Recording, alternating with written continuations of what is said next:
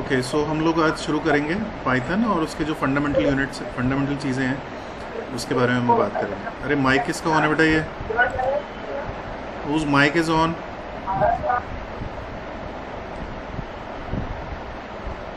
Turn off your mic everyone. Okay, so we are starting with the Python contents. Okay, so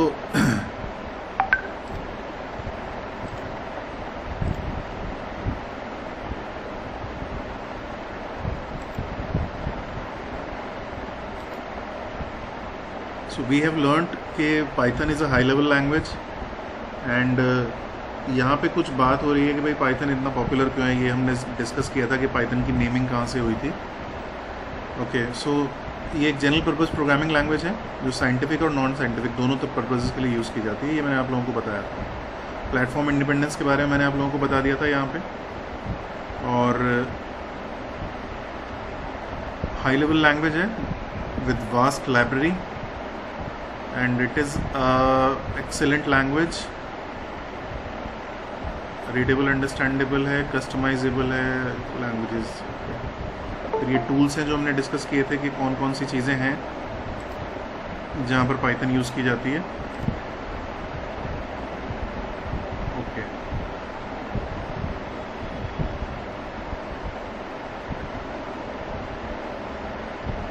okay, let's start from here.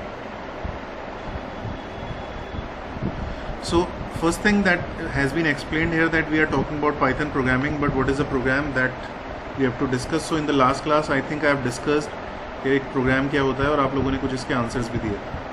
Now what is the standard definition of program? So program is a sequence of instructions that specifies how to perform a computation. Computation जो है वो mathematical भी हो सकती है, textual भी हो सकती है और किसी भी तरह की हो सकती है। तो बेसिकली प्रोग्राम जो है वो सेट ऑफ इंस्ट्रक्शंस होता है। सो जब भी हम लोग प्रोग्राम क्रिएट करते हैं multiple instructions we write all together. Okay, now एक ख़ास बात है बच्चों पाइथन के साथ, जैसे मैं इसको थोड़ा सा अलग करके सिखाता हूँ आप लोगों को। जब भी हम कोई लैंग्वेज इंस्टॉल करते हैं अपने कंप्यूटर में, ये वाला हिस्सा ध्यान से समझना। जब भी हम किसी लैंग्वेज को अपने कंप्यूटर में इंस्टॉल करते हैं तो बेसिकली 3 तरह की फाइल्स हमारे कंप्यूटर में इंस्टॉल होती तो ये जो फाइल्स हैं ये हज़ारों लाखों फाइल्स होती हैं, राइट। बट ये 3 कैटेगरी की फाइल्स होती हैं बेसिकली। सबसे पहली जो फाइल होती है ये होती है एडिटर, मतलब वो फाइल्स जिनको हम एडिटर फाइल्स बोलते हैं। ओके, दूसरी तरह की फाइल्स जिनको हम ट्रांसलेटर्स बोलते हैं और तीसरी तरह की फाइल्स जिनको हम लाइब्रेरीज बोलते हैं। एडिटर का काम होता है हमें प्रोग्राम लिखने के लिए हेल्प करना। It lets us to write program. Okay, तो हमें जब भी प्रोग्राम लिखना है हम किस में लिखते हैं? एडिटर में लिखते हैं। इसके बाद ट्रांसलेटर्स का काम होता है जो भी हमने प्रोग्राम लिखा है किसी भी हाई लेवल लैंग्वेज में उसको कन्वर्ट करना मशीन कोड में, ताकि मशीन उसे समझ सके और इंटरप्रिटेशन कर सके। तीसरी तरह की जो फाइल्स होती हैं वो होती हैं लाइब्रेरी फाइल्स। लाइब्रेरी फाइल्स का फंडा क्या होगा? लाइब्रेरी फाइल्स वो फाइल्स होंगी जो इस कन्वर्जन में हेल्प करती हैं। जो भी आपने टूल्स लिखे हैं, see if you are writing a program you are using some pre defined commands and every command is related to a purpose, right. So those purposes are defined with libraries. So जिस language की library जितनी huge होगी उस language में उतनी ज़्यादा facilities होती हैं। और आजकल तो ट्रेंड है कि जो लैंग्वेजेस बन रही हैं दे आर हाईली डेकोरेटेड। उनमें लाइब्रेरीज जो होती हैं वो बहुत बहुत वाइड लाइब्रेरीज होती हैं, right, so that it can facilitate the user to work more in less efforts, right. So तीसरी तरह की जो फाइल्स हैं वो लाइब्रेरी फाइल्स होती हैं। ये हर लैंग्वेज का फंडा होता है। लेकिन पाइथन का फंडा क्या है? अगर हम पाइथन की बात करें तो पाइथन के साथ दिक्कत ये है कि पाइथन में ट्रांसलेटर्स हैं, ओके, लाइब्रेरी है, पर एडिटर नहीं है।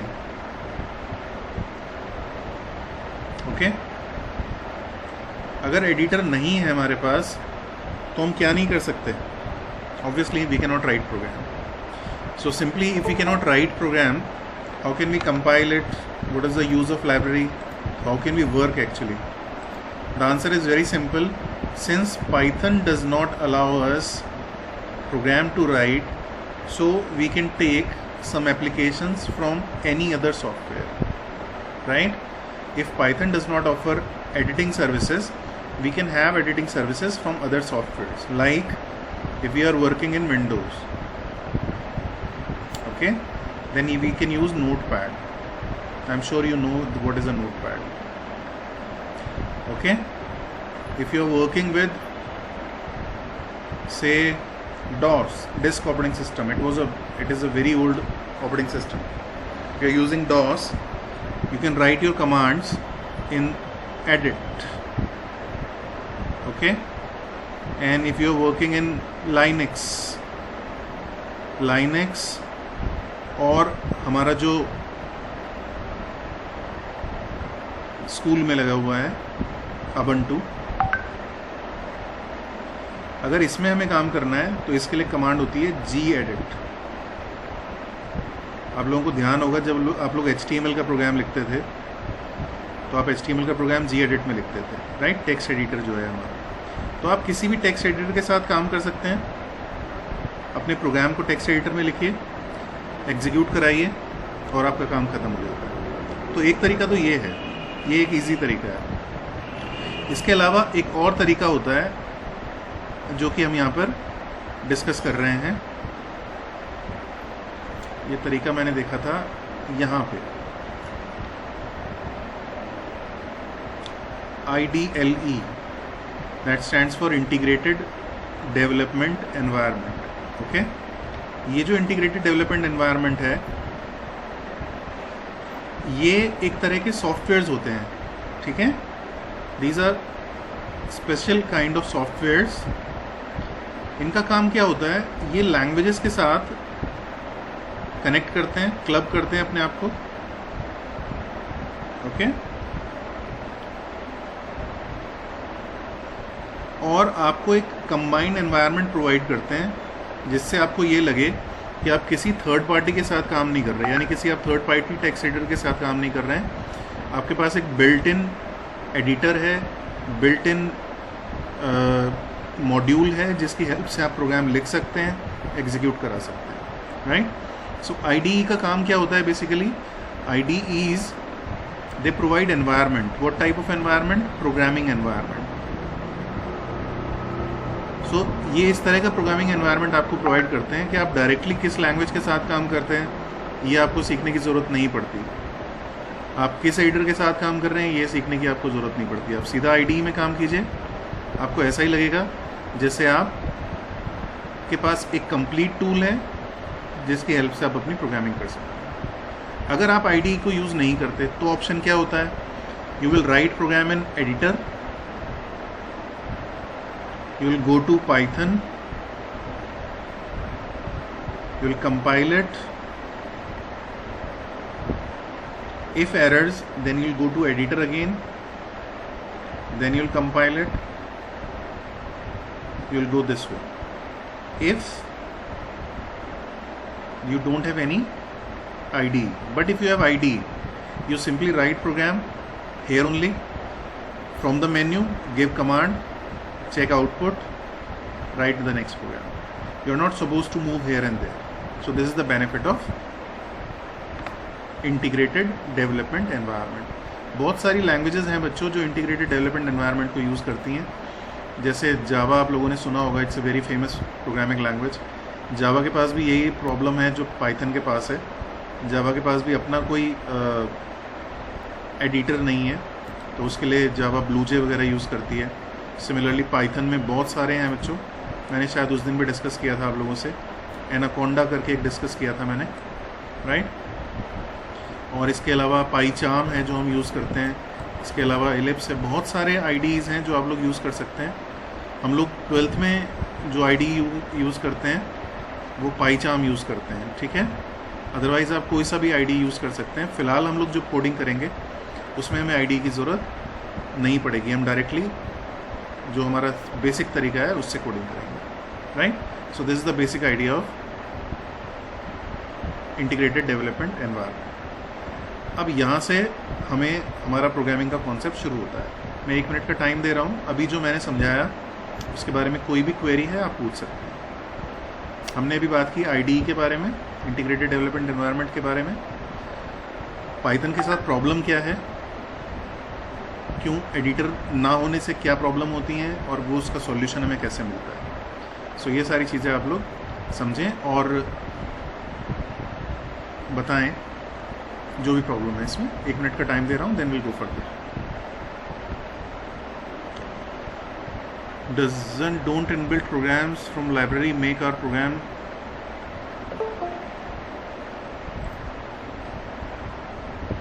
size very heavy? No. If we are writing a small program say consisting of 4 lines, then those libraries are there in the computer itself. What Python will do, it will connect, it will read your first instruction, get to know the purpose of that instruction from library and execute it. And these things actually happens very fast, because if the language will not serve you fast, you're not going to use it. So program does not get heavy. Okay? Anything else?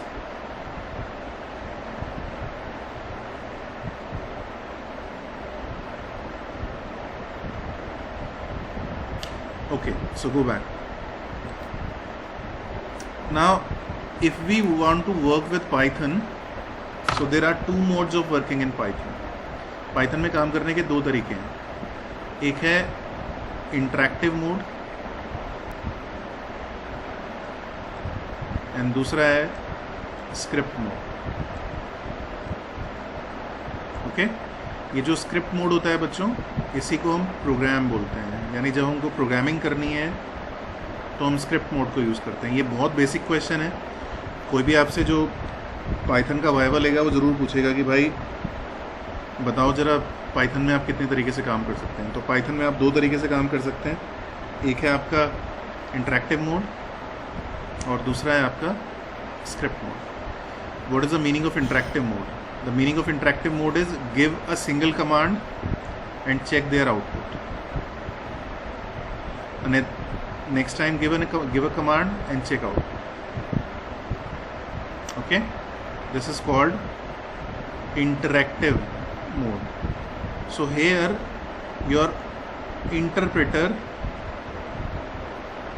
interprets the command and produces the output. Okay, so this is called interactive mode. Give one command, take its output, give another command, take its output, that's it. Whereas in script mode you have to write a program. Okay, then when your program is finished, save it into a file and execute it. So this is script mode. Is that okay? Any doubt in its interactive and script mode? Okay, let's have some questions. While using interactive mode, do we make files? अभी मैंने बताया है, while making a program in interactive mode, is it compulsory to make a file?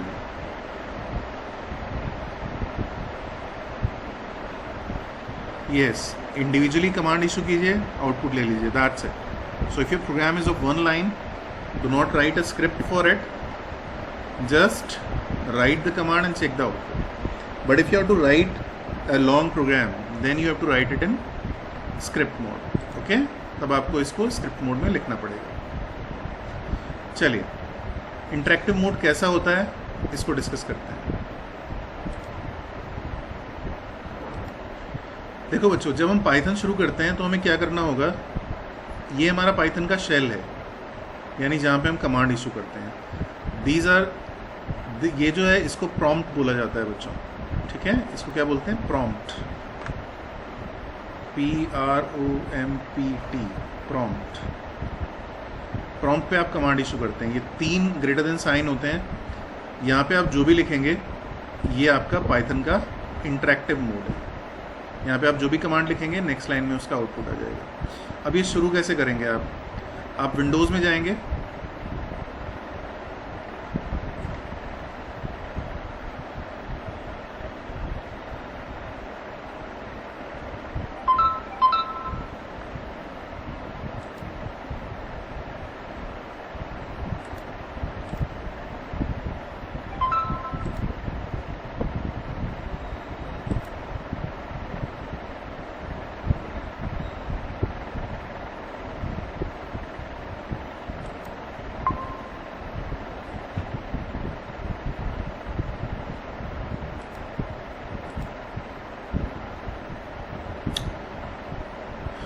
Light चली गई थी, जरा wait करो 1 minute.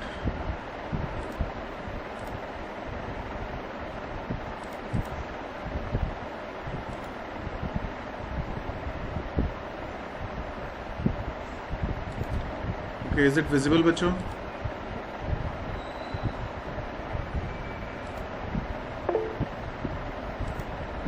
Okay, ठीक है। Okay, so we were talking about prompt. So prompt is a place wherein we can issue command. Okay, and how can we get to the prompt? It's very easy. We have to install Python in our computer. I'll provide you the software. Okay, or I'll provide you the link from where you can download it. So I'll show you that how can we install Python also, right? So when you install Python, so you just go to CMD, okay, and write Python and press enter. Okay, you will get this. Or let me show you when you install Python. I'm sharing my screen. Okay,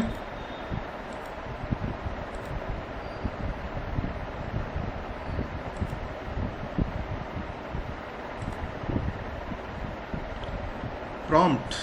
Asta prompt is a place that is used to give the command.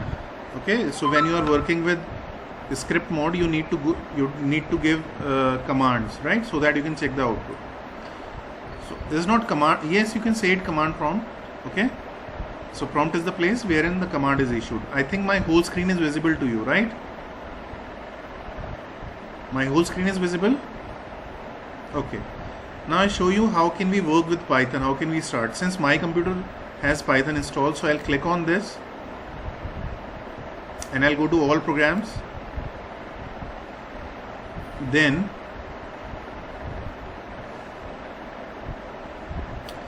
I have installed 2 versions of Python. Okay, Python 3.6, Python 3.7. So my both versions are working. When you click on it, you will find IDLE. It's a built-in integrated development environment for Python. So if you are using this in Windows, so Windows lets us to make IDE itself. But if you are using Ubuntu, like we people do in labs, computer labs, school में जब हम लोग काम करते हैं, तो हमें इस तरह का एनवायरनमेंट नहीं मिलता. ये केवल विंडो ऑफर करता है, लाइनक्स इस तरह का एनवायरनमेंट ऑफर नहीं करता. आप क्या करेंगे, यहाँ पर जाकर IDLE में क्लिक करेंगे. ओके, ये आपका पाइथन शुरू हो गया. ये सेम विंडो है जो मैं आपको अभी दिखा रहा था. ओके, अब मुझे कोई भी काम करना है पाइथन में, तो मैं कुछ कमांड्स दिखा रहा हूँ आप लोगों को कैसे करते हैं. जैसे मैंने लिखा प्रिंट पाइथन की एक कमांड होती है. जो भी हमें कुछ डिस्प्ले करना है स्क्रीन पे, तो उसके लिए हम प्रिंट यूज़ करते हैं. तो मैंने लिखा प्रिंट हेलो वर्ल्ड और एंटर मार दिया. लिखने का तरीका देखेंगे बच्चों आप. Syntax means how can we write it. Print should be small, bracket start, in inverted commas you can write, and print, उसके बाद एंटर. सो आपके मैसेज पे आ गया hello world. Is that okay? Now if I say a equal to 10, nothing has been displayed because we have not asked it to display. Then I say print a, 10 has been shown. Okay, if I say print hello, so I'm sure you can predict that what output will come. But if I say print hello into 10,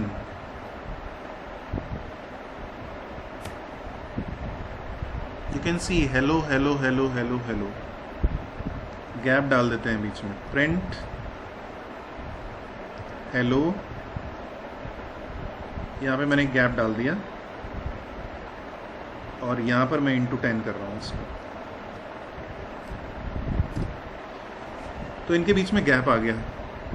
मैंने जितनी भी languages पढ़ी हैं बच्चों, उसमें से केवल Python है जो इस तरह का फीचर देता है। यानी जितनी फैसिलिटी पाइथन आपको प्रोवाइड करता है ना, believe me, I am not seen any of the language offers so much facilities. Like, you're not supposed to write anything, everything is there in Python. There are libraries, so many options are there in library, so rich library, you cannot believe, so good. Okay, so I'm just telling you that how can you work with interactive mode, right? I have told you about print command only.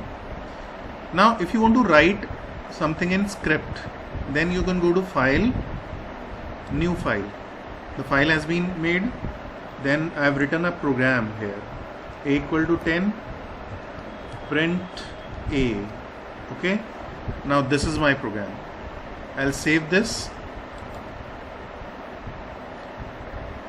I can give any name, so I'm giving first, and extension has to be py compulsorily. For Python, the extension has to be py. Save it, then run module. Okay, so ये कह रहा है कि आपका programme यहाँ पर saved है, उसका नाम first.py है, जिसका आउटपुट कितना आया 10। ये हमारी स्क्रिप्ट एग्जीक्यूट हुई। अगर आप अपनी स्क्रिप्ट में फिर से चेंज करना चाहते हैं, ओपन में जाइए, अपनी स्क्रिप्ट खोल लीजिए, जो भी चेंजेस करने हैं चेंजेस करिए, फिर से उसको एग्जीक्यूट कराइए। Since we are working with integrated development environment here, so we are not suppose to move here and there. Otherwise हमें क्या करना पड़ेगा अगर हमारे पास इंटीग्रेटेड डेवलपमेंट एनवायरनमेंट नहीं है? So will go to CMD command prompt. Okay, now we will write program edit first.py. Okay, edit command यहाँ काम नहीं कर रही है, तो हम क्या कर सकते हैं, नोटपैड में जा सकते हैं. Okay, so I am going to notepad.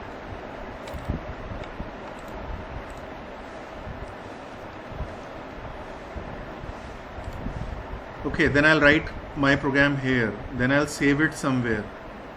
Okay, then I'll go to CMD,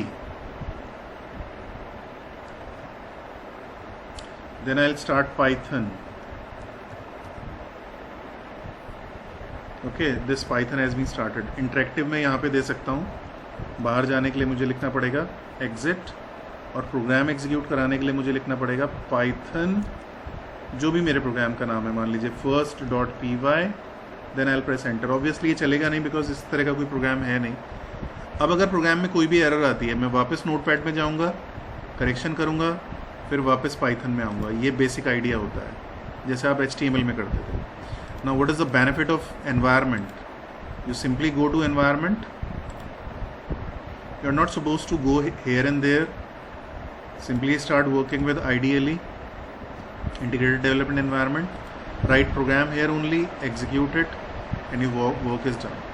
Okay, so this is the basic idea. Now questions based on this thing. Okay, Astha is asking, this is an interactive mode, why were you in saying script? Astha, question मुझे clear नहीं हुआ बेटा. I have shown you both the things. Just rewrite the question.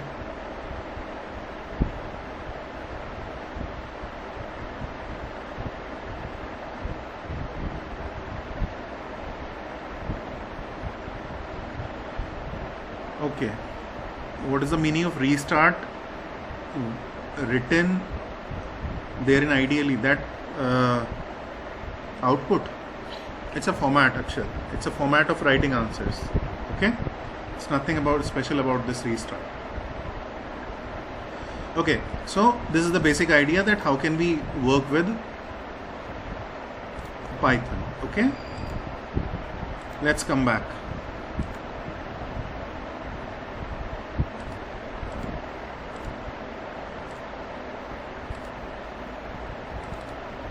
Okay, so this was the thing that I was showing you, Python shell. Okay, ये Python prompt के बारे में बात कर रहे हैं, जो भी हमने डिस्कस किया. IDLE में काम करना मैंने आप लोगों को बताया. प्रिंट कमांड मैंने आपको बताई, like print how are you, so will display how are you on the screen. This I have told you. Okay,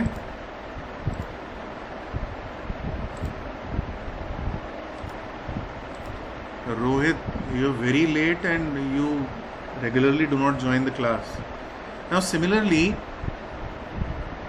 we can do calculation as well. Okay, now see this. Can you observe some error in this code? इसमें कुछ error निकाल सकते हो बच्चों इस वाले code में? Write in chat box if you can find some error in this code. No brackets, right? Okay, the reason is very simple. This is Python 2. This book is of Python 2 and we are working with Python 3. So Python 2 में brackets की ज़रूरत नहीं होती थी, Python 3 में bracket की ज़रूरत होती है, इसलिए ये एरर आ जाएगी अगर हम नॉर्मली अपने प्रोग्राम में इसको एग्जीक्यूट कराएंगे. Alright, so we can go with this also. If I'll write print 5 plus 7, so it will display the answer. Okay, आप इसको ट्राई करके देखना. Okay, and let me know that what answer is coming. But obviously put a bracket. Okay, some example is given. X is equal to 2, y is equal to 6, z is equal to this, print z. You know, this is a program of sum of two numbers. Okay, but when you will execute this program, it will always display 8 because the numbers are 6 and 2 only. Similarly, ये आपको अभी समझने की ज़रूरत नहीं है, जब हम लोग टपल पढ़ेंगे तब हम इसके बारे में बात करेंगे. It's not needed. It's not needed actually. Now this is, you have to keep in mind while writing the program because most of the student commits a mistake. It's a case sensitive language, so if you're writing something in capital, it has to be capital only throughout the program. If X is small here, it has to be small everywhere. Now if it is capital here, it has to be capital everywhere in this program. Okay, this is quit, this is to restart shell. These are some commands that you people can try. Shell को restart करना है या quit करना है, so you can do those things. These you will come to know, not very necessary. Now this is about script mode. तो जो हम programme लिखते हैं वो हम script mode में लिखते हैं, right? It's not necessary to read every line. These things I've already told you. Okay, this is not necessary. ये आपके लिए necessary नहीं है. Def वाला हिस्सा necessary नहीं है. Okay? Because see, we'll go through the book. Every time we'll find so many things which have to be discussed later on. But book का एक अपना पैटर्न होता है और पढ़ाने का एक अपना पैटर्न होता है कि उसको कैसे पढ़ाया जाए. So ये आपको डिस्कस नहीं करना है. या this is important, variables and types. यहाँ से आप लोग अपने नोट्स बनाने शुरू करेंगे. ठीक है, इससे पहले भी वेरिएबल्स के बारे में, नेमिंग के बारे में मैंने आप लोगों को समझाया था, उसके भी आप नोट्स बनाएंगे. वेरिएबल्स क्या होते हैं और टाइप्स क्या होते हैं. ठीक है, इसके बारे में हम यहाँ पे बात करते हैं. तो जब भी हम प्रोग्राम बनाते हैं हमें वैल्यू स्टोर्स करनी होती हैं, हमें डेटा फैच करना होता है, और ये जो डेटा फैच किया जाता है या जो वैल्यू स्टोर की जाती हैं ये सब वेरिएबल्स के फॉर्मेट में होता है. ये सिंपली एक आइडेंटिटी है किसी भी वैल्यू के लिए. ओके, अब बात आती है टाइप की. बच्चों ये थोड़ा सा आप ध्यान से पढ़ेंगे. टाइप, जैसे मान लीजिए मेरे पास एक वेरिएबल है वेयर. अब ये किस तरह की वैल्यू स्टोर करेगा ये डिसाइड होता है उसके डेटा टाइप से. ओके, ये डिसाइड होता है उसके डेटा टाइप से. अगर किसी वेरिएबल का एक सर्टेन डेटा टाइप है, हर एक वेरिएबल का एक सर्टेन डेटा टाइप होता है. अगर किसी वेरिएबल का एक फिक्स डेटा टाइप है तो वो उसी तरह की वैल्यू को स्टोर कर सकता है, उसके अलावा वो किसी भी वैल्यू को स्टोर नहीं कर सकता. नंबर 1 जो मैंने कहा है उसको नोट करो, ये बहुत इम्पॉर्टेंट है. अगर किसी वेरिएबल का हमने एक सर्टेन डेटा टाइप डिफाइन कर दिया तो वो वेरिएबल उसी तरह की वैल्यू को स्टोर कर सकता है, इसके अलावा वो किसी को भी स्टोर नहीं कर पाएगा. For example, if a variable is declared to store numbers, so it can store numbers only, it cannot store anything else. Is that okay? So type of variable defines that what type of value will be stored in a variable. मैं 1 minute का time दे रहा हूँ, आप इसके जो भी notes हैं वो आप बनाएं अभी, जो भी अपनी कॉपी में लिखना चाहें, और आगे आप लोग कॉपी लेकर के बैठेंगे with being prompt with a pen. Okay. So data type of a variable decides that what type of value will be stored in a variable, and when the data type of a variable is defined, it is compulsory that the variable will hold value of that type only. This is number one. Number two, one data type can process with same data type only. It means if one data type x is of integer, it can process with y, but it has to be, y has also to be integer compulsorily.